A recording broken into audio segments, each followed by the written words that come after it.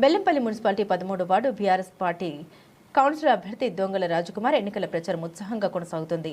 వార్డులోని ప్రధాన వీధుల్లో నిర్వహించిన ర్యాలీలో మహిళలు, స్థానిక ప్రజలు బ్రహ్మరథం పడుతున్నారు. ప్రచారంలో భాగంగా మాజీ ఎమ్మెల్యే దుర్గం చిన్నయ్య పాల్గొని బీఆర్ఎస్ అభ్యర్థిని భారీ మెజార్టీతో గెలిపించారని కోరారు. తనను గెలిపిస్తే వార్డులో మౌలిక వసతుల కల్పన, ప్రజా సమస్యల పరిష్కారానికి నిరంతరం శ్రమిస్తామని దొంగల రాజకుమార్ హామీ ఇచ్చారు. ఈ కార్యక్రమంలో పార్టీ శ్రేణులు పెద్ద ఎత్తున పాల్గొని విజయానికి సంకల్పం పూనారు.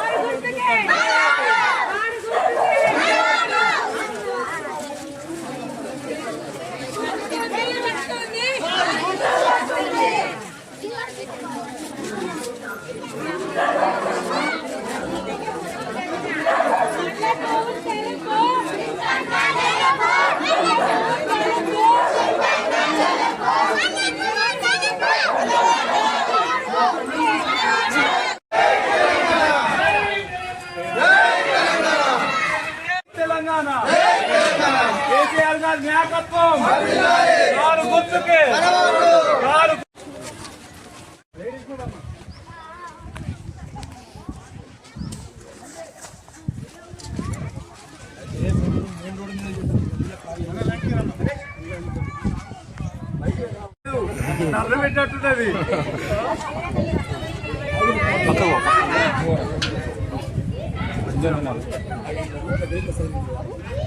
నేను స్నానం చేయలే గమ ఉరికొచ్చిన ఏమైంది మరి మంచిది వాళ్ళకు మనం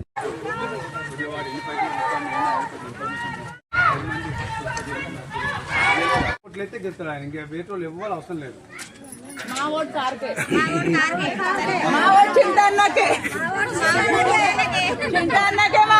చిన్న పాపని పట్టుకొని వచ్చింది ఆ అక్క. ప్రేమ ఉంటేనే వచ్చింది. తప్పకుండా మీరు మన చెట్టుని గెలిపియాలి. మన సత్తా ఏందో చూసుకోవాలి. ఆయనే ఏమేం చేస్తాడో ఏందో ఇక నేను ఎప్పుడు అవసరం లేదు. కేసీఆర్ అనే వ్యక్తి మళ్ళీ రావాలంటే కౌన్సిలర్లు గెలవాలి. కేసీఆర్ రావాలన్నా వద్దా? కేసీఆర్ మళ్ళీ ముఖ్యమంత్రి కావాలంటే ఇవాళ ఈ కౌన్సిలర్స్ గెలిపిస్తే మాకు బలం వస్తుంది. మీ పక్షాన ఉండి మేము కొట్లాడతాం. మళ్ళీ కేసీఆర్ వస్తే పేద ప్రజలందరికీ సాయం అందుతుంది. పేదోళ్లకు ఇంత సాయం అందిందంటే ఓన్లీ కేసీఆర్ వారు ఉన్నప్పుడే. అవునా కాదా? మన మీ పక్కకు హాస్పిటల్ ఉంది. అంతకుముందు శవాలు పోస్ట్ మార్టం చేయడానికి అక్కడికి వస్తుండే మీ కెమికల్ హాస్పిటల్. అవునా కాదా? మనం ఇవాళ వచ్చిన తర్వాత 17 కోట్లు పెట్టి బ్రహ్మాండమైన హాస్పిటల్ కట్టినాం. అది మెయింటైన్ చేసే శాతం అయితే లేదు ఎమ్మెల్యేకు. దాంట్లో డాక్టర్లు 22 మంది డాక్టర్లు ఉండాలి. నిన్న హాస్టల్లో గర్ల్స్ పాపం పిల్లగాళ్ళు, చిన్న పిల్లలు ఫుడ్ పాయిజన్ వస్తే డాక్టర్ లేడు అక్కడ. ఒక్కడే డాక్టర్ ఉన్నాడు. 20 మంది ఒకరిసారి పాపం సిస్టర్లు చూస్తున్నారు. నీ అన్న ఏమైందయా డ్యూటీ డాక్టర్లు ఎక్కడ పోయినట్టే సార్ నేను ఒక్కడే ఉన్నా అని చెప్పిండు ఆయన. అంటే అంత పెద్ద బిల్డింగ్ కట్టి అంత చక్కగా చెప్తే దానిని నడిపించే శక్తి లేదు ఈ ఎమ్మెల్యేకు. ఈ ఎమ్మెల్యే హైదరాబాద్ లో ఉంటాడు, 1000 కోట్ల మనిషి.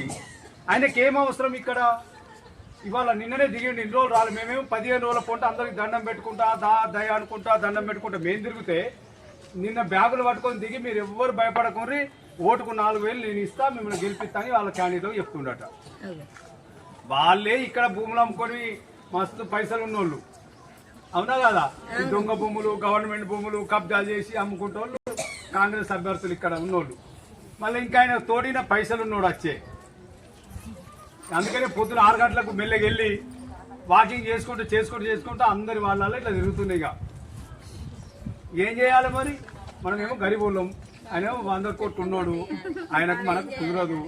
ప్రజల దీవెనలే మాకు ఆస్తి, మీ ఆశీర్వాదమే మాకు డబ్బులు. మీ గరీబోళ్ళ దీవెనలే మాకు ఇది.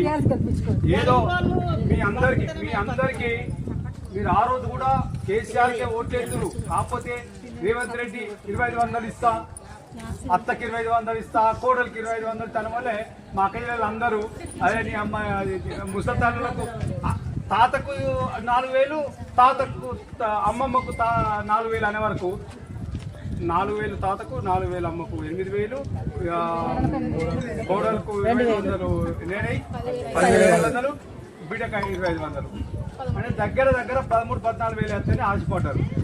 వాడు 2 ఏళ్ళు అయితే ఆ మాట లేదు, ఆ ముచ్చట లేదు. అవునా కదా?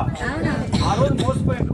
ఇవాళ మనం బుద్ధి చెప్పాలి. అరే బిడ్డ, నువ్వు ఆ రోజు మమ్మల్ని మోసం చేసినందుకు ఇగో చెంపు దెబ్బగా ఈయన కోట్లు వేసి మేము బీఆర్ఎస్ పార్టీ కారు గుర్తు కోట్లు వేస్తున్నామని ఇక్కడ వేస్తే రేవంత్ రెడ్డి గెలుగుతుంది.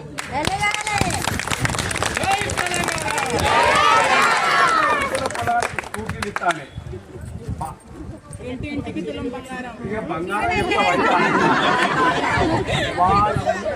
ఇవాళ బంగారం కాదు. నిన్న ధర 1,70,000